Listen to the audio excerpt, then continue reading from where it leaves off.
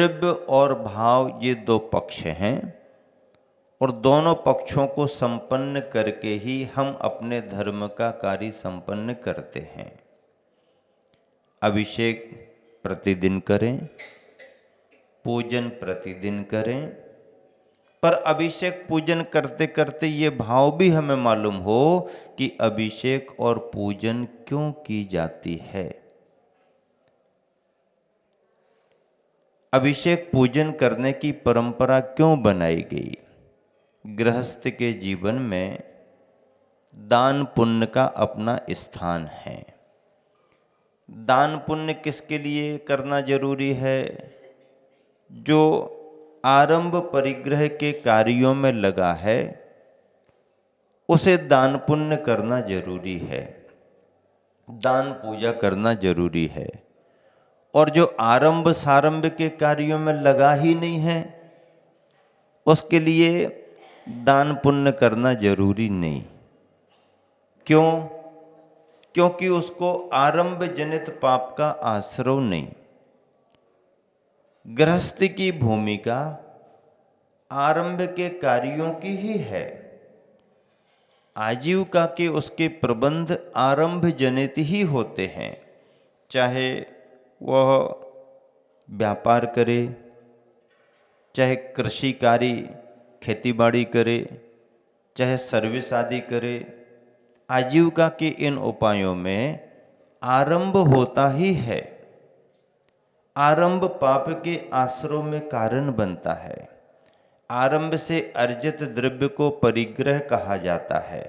आरंभ परिग्रह जिनसे जुड़ा हुआ है उन्हें अपने उन आश्रय जनित कर्मों को कम करने के लिए दान पूजा, दान पूजा, दान पूजा, दान पूजा प्रतिदिन करना जरूरी है।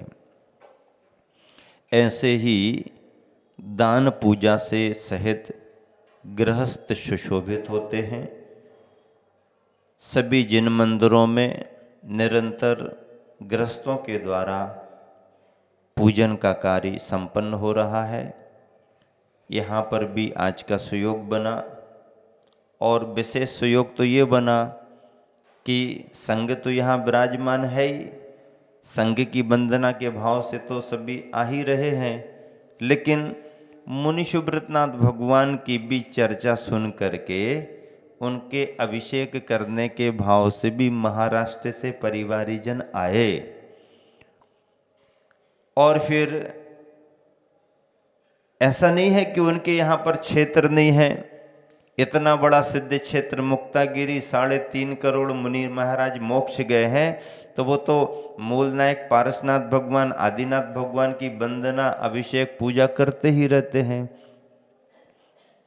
यह सब करते हुए भी यहाँ पर संदर्भ मुनि सुब्रतनाथ भगवान का है। मुनि सुब्रतनाथ भगवान अकेले थोड़ी हैं, शांतिनाथ भगवान भी उनके साथ जुड़े हुए थे, आदिनाथ भगवान भी जुड़े हुए थे। और तीनों का संदर्भ सिद्ध क्षेत्र नेमावर के निकट से बहने वाली रेवा नदी, नर्मदा नदी के नाभि कुंड से है। कब प्रतिमा बनी होगी, कब पूर्वजों ने सुरक्षित उनको रखा होगा, कितना उनके ऊपर से पानी बहा होगा, कितनी बाढ़ आई होगी, क्या हुआ होगा, कुछ पता नहीं। प्रतिमाएं सुरक्षित रहें। और जिस समय खुदाई के समय तीनों प्रतिमाएं मिली तो सभी की भावना हमारे यहाँ, हमारे नगर में अब क्या करें, किसके नगर में भेजें ना भेजें। उस समय बोली की व्यवस्था तो रही नहीं होगी कि भाई सभी को करना है तो बोली कर लो। श्रद्धालु चाहे थे हमारे यहाँ तय कर लिया समाज वालों ने कि भाई अपन निर्णय नहीं करें, प्रकृति ही निर्णय करे कि किस प्रतिमा को, किन भगवान को किस तरफ जाना है। 3 बैलगाड़ियों में तीनों प्रतिमाओं को विराजमान कर दिया गया और गाड़ियां चलना शुरू हो गई। जो गाड़ी जिस रास्ते से, जिस दिशा में, जिस नगर की ओर बढ़ जाए वहां प्रतिमा विराजमान हो जाए। एक गाड़ी शांतिनाथ भगवान को लेके हरदा पहुंच गई, एक गाड़ी आदिनाथ भगवान को लेकर नेमावर गांव में पहुंच गई, एक गाड़ी मुनि सुब्रतनाथ भगवान को लेकर के खाते गांव में आ गई।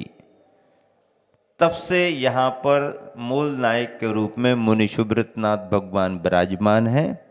आज यहाँ पर महाराष्ट्र से आए हुए अंजनगांव सुरजी से 3 परिवार, जिला अमरावती, तीनों ने अभिषेक शांतिधारा का सौभाग्य प्राप्त किया। मूल नायक मुनि सुब्रतनाथ भगवान का अभिषेक किया। शांतिधारा हम लोगों के सानिध्य में संपन्न हुई। संगई परिवार, अरुण दादा संगई का परिवार, उनके पूर्वजों का परिवार सिद्ध क्षेत्र मुक्तागिरी के रूप में, ट्रस्टी के रूप में उनका बहुत बड़ा योगदान रहा। कड़मकर परिवार का भी योगदान रहा। और उन सभी परिवारों के साथ में संगई परिवार से प्रसन्न जी, दीपक जी संगई का परिवार यहाँ पर है, शेखर जी रोड़े भी साथ में हैं। सभी ने अभिषेक शांतिधारा की। मैं हालांकि 15 मिनट लेट आता था, लेकिन कल ही मन बना लिया था कि आज विलंब नहीं करना।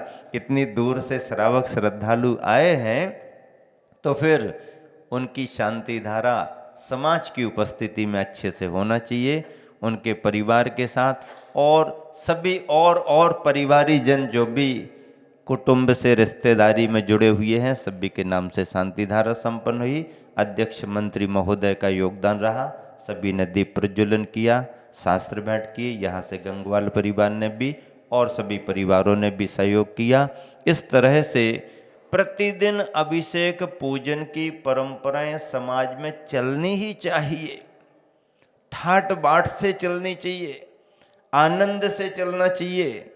सबसे पहले अभिषेक पूजा, फिर बाद में काम दूजा, शेष कार्य बाद में।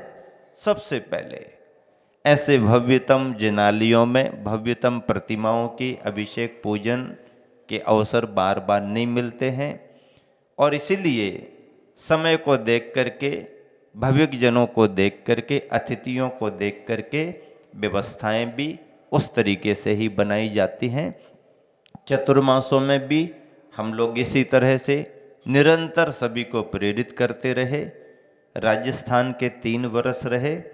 राजस्थान के तीनों वर्षों में बागड़ प्रांत में सभी को बहुत लाभ दिया। यहीं से आगे बढ़े थे। यहाँ से क्या नेमावर से ही शुरुआत हुई थी। जो भी कार्य हो रहे हैं वो नेमावर से ही शुरू हो रहे हैं। नेमावर से हाट पिपलिया गए, हाट पिपलिया में आए थे, सभी ने आशीर्वाद लिया था। वहीं से देवास होकर के उज्जैन, उज्जैन से बड़नगर, बड़नगर से रतलाम और बांसवाड़ा जिले में राजस्थान में प्रवेश। इस तरह से 2019 का चातुर्मास हमारा घाटोल में संपन्न हुआ। उपसंहार में सिद्ध चक्र महामंडल विधान किया, जो आप संदर्भ सुन रहे हो। सिद्ध चक्र विधान की महिमा ही अपने आप में कार्यों को सिद्ध करने की होती है, और जो प्रयोजन गुरुवर का आदेश और आशीर्वाद को प्राप्त करने का था, निवेदन तो किए ही जाते हैं, लेकिन फिर जब समाचार मिल जाते हैं तो सहज ही सब कार्य अपने आप बनते हैं। गुरुवर आचार्य श्री का चातुर्मास 2019 का नेमावर, और जैसे ही आचार्य श्री को निवेदन किया तो नेमावर से ही गुरुवर का आशीर्वाद पहुंच गया। कहाँ पहुंच गया? घाटोल में पहुंच गया। ठीक है, अनुकूलता देख करके दर्शन आदि के लिए विहार कर लें, और फिर आगे का कार्य आगे संचालित जो भी है हो जाएगा। जो भी है आशीर्वाद आदेश मिल गया, फिर क्या है? आशीर्वाद तो हमेशा पहुंचते ही हैं, हर कार्यों को तो आदेश पहुंचते ही हैं, लेकिन जब दर्शन वंदना का प्रयोजन हो तो संघ की व्यवस्था के अनुसार संकेत प्राप्त करना पड़ते हैं। संघ की व्यवस्था ही रहती है। आचार्य श्री का संकेत गया, फिर क्या है?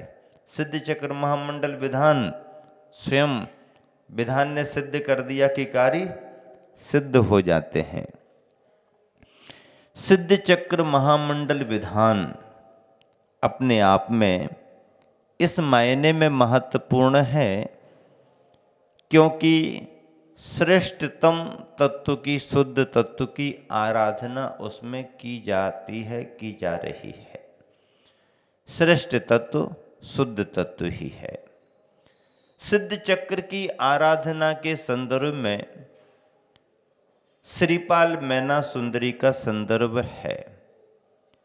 वैसे तो अनेक श्रावक श्रेष्ठियों ने, श्राविकाओं ने भी विधान किए होंगे, पूजन की होगी, सभी के लिए फल भी प्राप्त हुआ होगा, पर कथानक के रूप में श्रीपाल मैना सुंदरी की चर्चा अपन सभी जानते हैं। श्रीपाल तद्भव मोक्षगामी थे, कोटि भट्ट थे।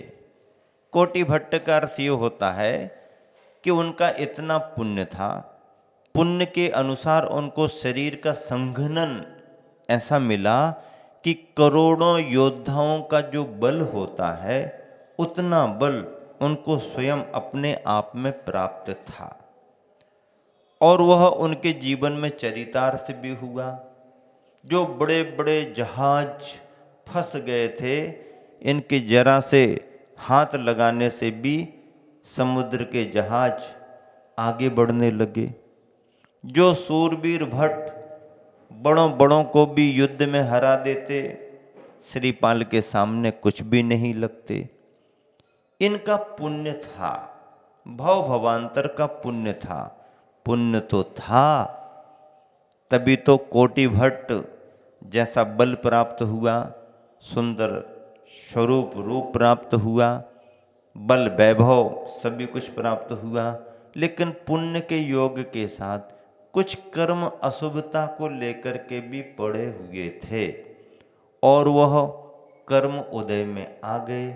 उदय में आ गए तो जो राज सिंहासन पिता के द्वारा पुत्र के लिए श्रीपाल को मिला हुआ था, और शरीर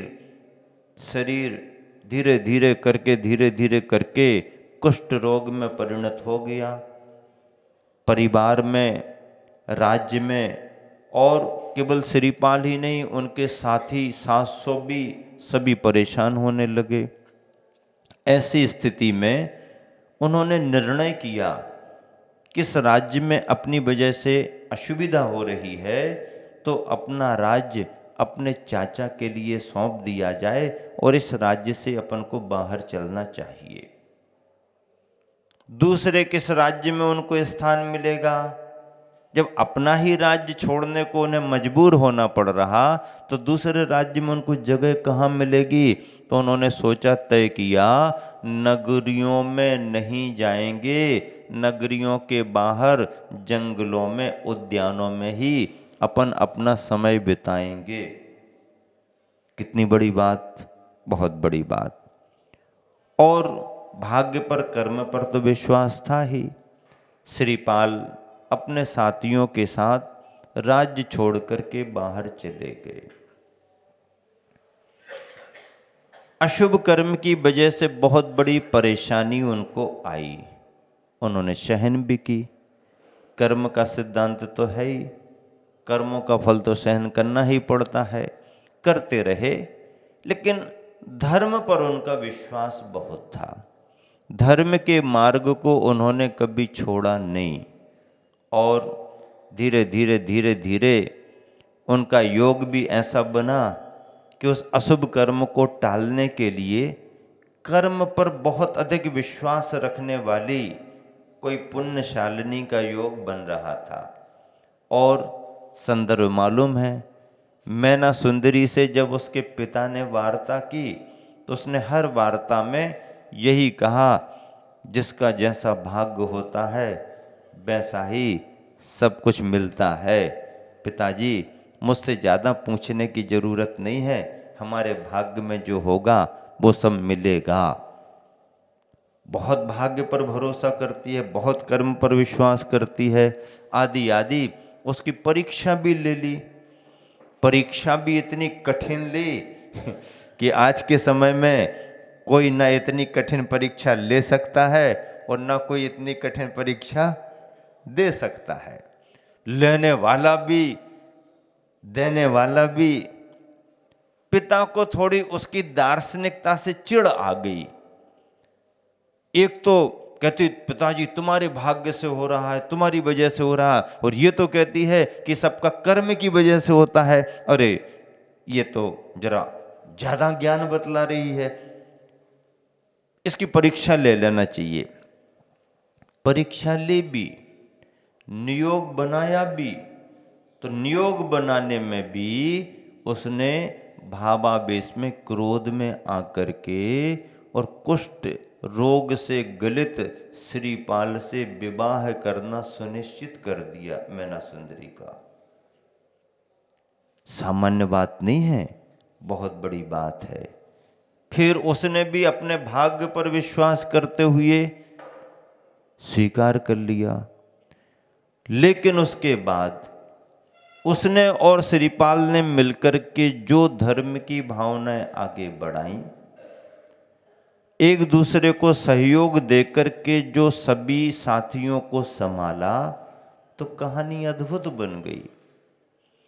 हजारों लाखों करोड़ों श्रावक श्राविकाओं ने पूजा विधान किए होंगे, सिद्ध चक्र की महिमा गाई होगी, सिद्ध चक्र की पूजा की होगी, लेकिन हजारों लाखों में नाम सबका नहीं जुड़ पाया। नाम किसका जुड़ गया? किसका नाम जुड़ा? नाम जुड़ा श्रीपाल मैना सुंदरी का। सिद्ध चक्र का पाठ करो, दिन 8 ठाठ से प्राणी। 8 दिन करो, लेकिन ठाठ से करो। अभिषेक पूजा पाठ तो ठाठ बाट से होना चाहिए। जब घरों में शादी समारोह ठाठ बाट से होते हैं, तो पूजा पाठ ठाठ बाट से क्यों नहीं होना चाहिए? अच्छी अच्छी सामग्री लाना चाहिए, अच्छी अच्छी सामग्री चढ़ाना चाहिए। जब खाने के लिए अच्छी अच्छी सामग्री हो सकती है, तो भगवान को चढ़ाने के लिए अच्छी अच्छी सामग्री क्यों नहीं? गृहस्थ कंजूसी करता है, कटौती करता है। खान पान के मामले में स्पेशल आइटम, अच्छी सामग्री बाजार से लाना, और भगवान को चढ़ाने के लिए भगवान के नाम पर अलग सामग्री बनी हुई है, अलग सामग्री सुनिश्चित नहीं। जब अपने लिए ठाट बाट है, तो अपने भगवान के लिए भी ठाट बाट होना चाहिए। प्रभावना के अंग बनते हैं।